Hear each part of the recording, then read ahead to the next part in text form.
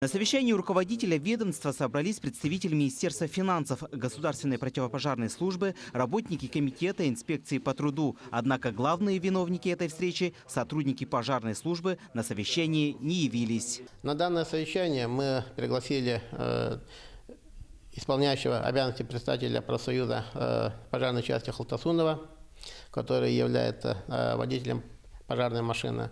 Но он отказался, это его решение, это его мнение, субъективное, наверное. Конечно, если бы он сюда прибыл, мы бы, конечно, все точки над «и» расставили бы.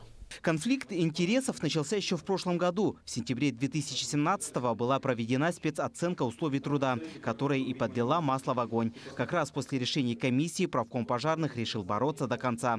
Но, как отметил Юрий Зайцев, некоторые вопросы в их обращении не подтверждаются фактически. Значит, из 24 штатных единиц в данной пожарной части полностью штат весь укомплектован из числа 24 единицы.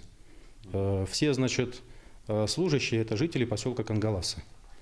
И, значит, текучки, о которой они говорят, ни в последнее время, ни за период вообще работы ее там нету. Что касается вопроса заработной платы, то, как отметили на совещании у работников противопожарной службы, с этого года зарплата повысилась. Это отмечают и представители профсоюзной организации. Просто работникам не объяснили всех деталей. Сами работники немножко вводят в заблуждение и сами недопонимают. Но мы со своей стороны, профсоюзы, проследили, чтобы все-таки повышение, вот эти 4% были направлены именно на их гарантированную часть окладную.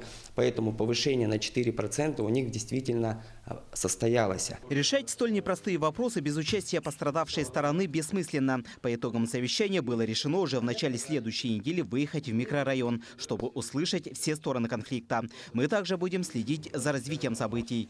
Дмитрий Тымыров, Илья Сыромятников, Якутск.